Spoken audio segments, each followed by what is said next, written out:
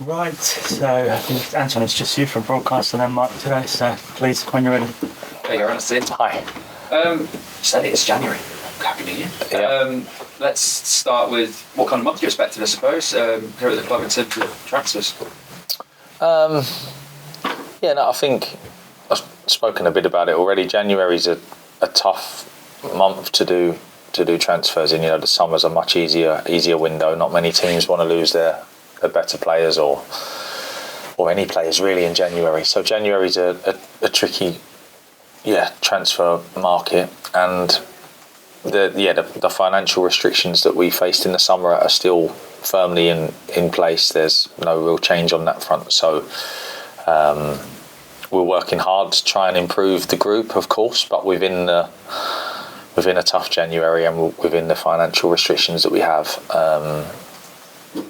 which is sort of where I knew it was at the start. So it's no surprise to me. The club have been very open about it, and I understand it, and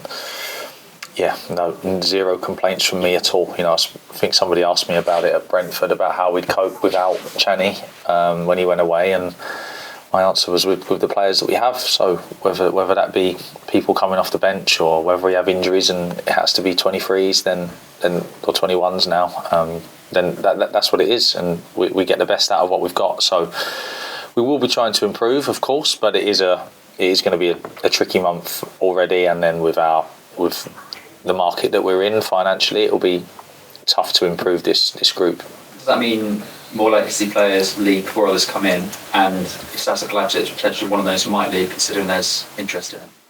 Yeah, interest in Sasha, but we have a big game tomorrow that he's involved in. So at this moment in time, Sasha's situation is that he's with us. He's fully committed to being with us. He's working extremely hard. On the question of sort of outs before ins, probably if we can do a few bits going out, it may help us with doing things that can come in. So there may be some movement on that, and that will pretty much be how the January, how the month unfolds really. If we're able to do a few bits that free up some funds, we may be able to bring one or two in.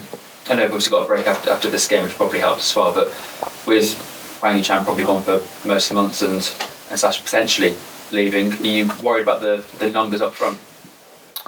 I wouldn't say worried. I'm aware of them. I'm aware that, Channy probably wasn't even a 9 before we sort of semi-turned him into one. He can still do other stuff as well, but we've been a bit short up front, obviously. But we've scored 30 goals and have 28 points. So we've coped well so far, and my job is to make sure that we're still able to cope with whatever situation comes up over the next 4 or 5 months. So full focus on what we have and what we're trying to be, while also trying to support the recruitment team. They're working very hard, the guys. Really good recruitment team here, and Matt trying to do the best we can over the month to make us look stronger by the end of it than we were at the start of it. And that's what we look to do. And then my main focus as head coach is making sure the ones that are here are ready to perform tomorrow firstly, and then for the rest of the season. You saw the lovely tribute obviously to Mario Lemina at the Everton game. Just wondering how he is, and obviously has been linked with potentially signing Mario's brother as well, so for the development team. So just wondering sort of what's happening now as well. Yeah, so Mario firstly is still with his family. He's having.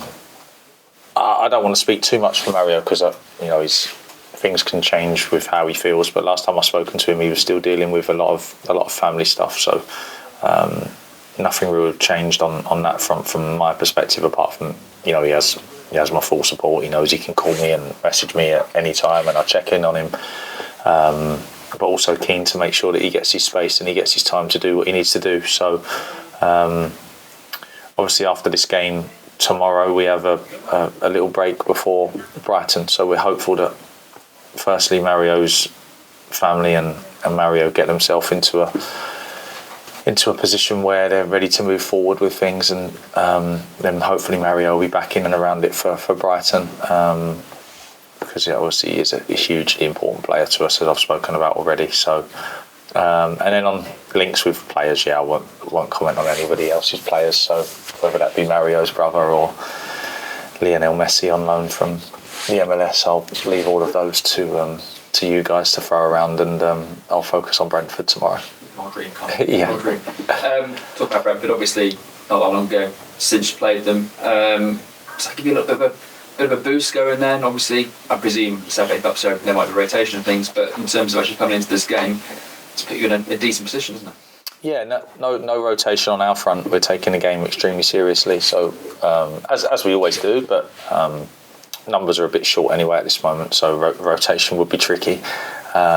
We go there with as strong a team as we can and go to win the game. Not sure where Brentford will be with it, but as they've proven over the last few years, are a real tough team to beat, especially at home.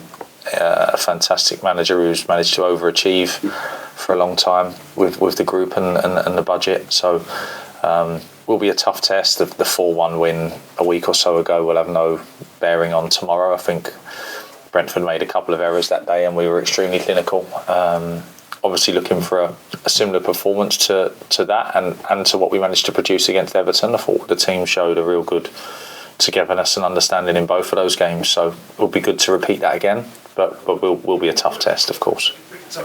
Thanks.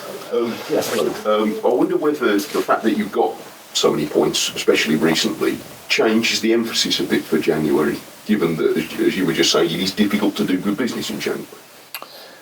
Yeah, not from my point of view. I always want to improve, so if there's something in the transfer market that helps us improve, whether we're on 28 or 12 points would still be the same. I'd still want to do whatever we can do to improve, but that's the case not only in the transfer market, that's the case around the place and in training, and we don't stop trying to improve the players because we're on 28 points, and we don't stop trying to improve the group in the transfer market because we're on 28 points. So not a real change in focus.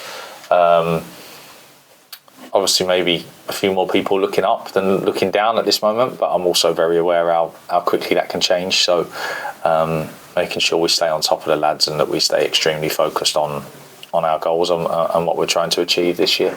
Yeah, because and I'm sure that doesn't go on in here, but you can see people getting excited outside and saying, we're only so many points behind this rather than we're so many clear of that. And I'm delighted. I want them to be excited and I want them to talk about what we might be able to achieve and hopes and dreams, and that's what I came in for. You come into a place where everything was a little bit down and gloomy, and at this moment it isn't. So that I want the fans and everybody connected to the club to be able to talk about the what ifs and can we and maybe we can, and let me and the team have a more clear focus on what we're trying to achieve day to day, while the fans get to enjoy what we've managed to achieve so far and what we can possibly achieve for the rest of the season.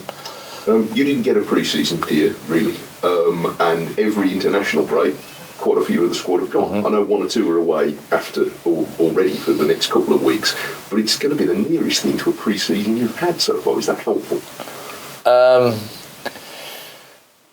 Yeah, I guess so. I think that the tricky part of it is because that was my fault initially around it, was we can get loads of good work into the lads here, but then you remember the December that they've had load wise. So in a normal pre-season they'll be coming off the back of 5 to 6 weeks rest, whereas the group at this moment are coming off the back of 5 to 6 weeks of really intense work with a small group. So there'll be some work that we can do, of course there will, and there'll be an opportunity to give the lads some time to recover any little niggles and bumps and bruises that they've been playing with, because most of them are at this time of the season, they're all carrying something. So not a typical pre-season, but hopefully an opportunity to keep improving our understanding and what we are as a team, while trying to rejuvenate and sort of improve energy levels and stuff, because I don't think anyone could fault the energy and the effort and the work they've put in over the last few weeks. A real tough Christmas period, and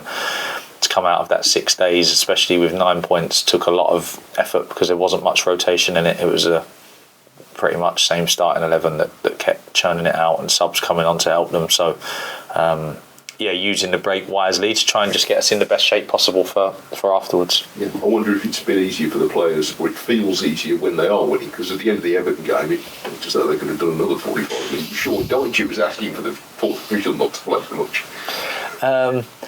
I think winning obviously helps. You always feel better when you're winning, and you wake up the next morning and you're not quite as stiff and not quite as tired when you've won.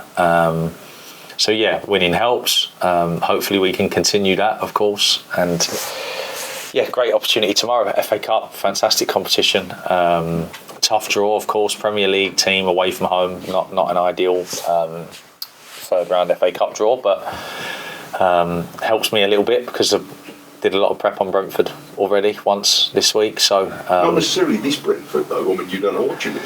No, of course, and they are a team that changes a lot. But they've had some injury issues, and they've got a lot of players missing as well. So I wouldn't expect they've got too many players that they're able to rotate at this time with issues that they have. So we should know what to expect from Brentford, or something around what to expect. So looking forward to it.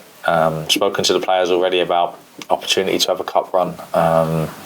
It's another game that we want to win, whether there's points at stake or whether there's a place in the next round. Just want to keep winning and keep showing what we are. So taking tomorrow very, very seriously, and looking forward to it. Great, thanks. You turn the cameras up, please. And who wants to start? Your call, Matt.